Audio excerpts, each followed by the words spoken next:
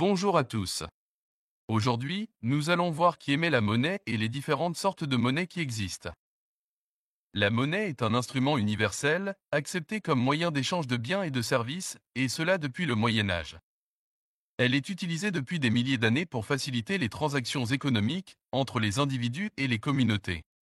Dans cet exposé, nous allons discuter des différentes sortes de monnaie, de qui émet la monnaie et de son fonctionnement.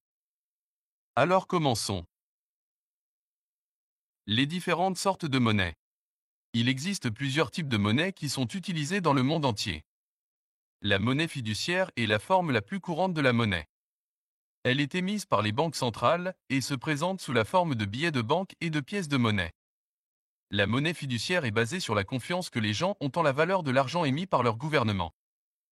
Mais il existe une autre forme de monnaie.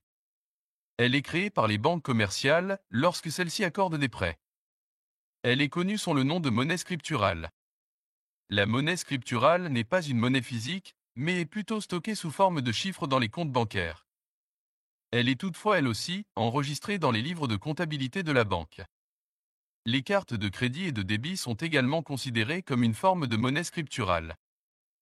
Aujourd'hui, et depuis l'avancée de la technologie, il existe également de nouvelles formes de monnaie alternatives qui sont utilisées par certaines communautés. Le Bitcoin, par exemple, est une monnaie numérique qui est basée sur une technologie appelée blockchain.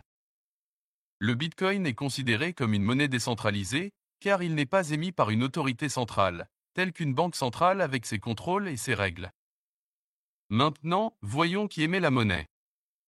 Dans la plupart des pays, la monnaie est émise par une banque centrale.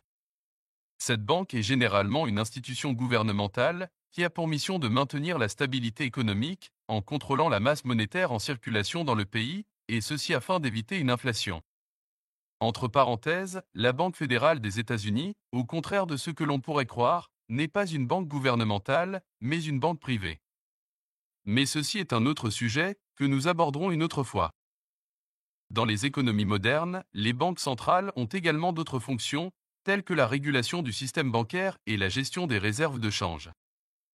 Dans le système bancaire traditionnel, les banques commerciales, ou banques de dépôt, créent également de la monnaie sous forme de prêt. Lorsqu'une banque accorde un prêt à un client, elle crée de la monnaie dans la masse monétaire, en ajoutant simplement des chiffres sur le compte bancaire de l'emprunteur. Cela permet à la banque de gagner de l'argent en facturant des intérêts sur le prêt. Il est important de savoir que cette monnaie scripturale, créée lors d'un prêt, disparaîtra du marché au fur et à mesure que le client remboursera son prêt. Toutefois, les chiffres représentant les intérêts, eux, resteront dans les livres de comptabilité de la banque. En conclusion, la monnaie est un élément clé de nos économies modernes. Elle est émise par les banques centrales et les banques commerciales, et son utilisation permet de faciliter les transactions économiques. En somme, la masse monétaire peut être influencée par les politiques monétaires mises en place par la Banque centrale, qui peuvent inclure des décisions telles que l'ajustement des taux d'intérêt, l'achat ou la vente de titres sur le marché et la régulation des réserves bancaires. Et voilà les amis. Maintenant, avec les 2 vidéos précédentes sur la monnaie, je suis persuadé que ce sujet n'a plus de secret pour vous. Je vous dis donc, au revoir, et à la prochaine vidéo avec un nouveau sujet en économie. Et merci de me laisser un petit like si vous appréciez mes vidéos.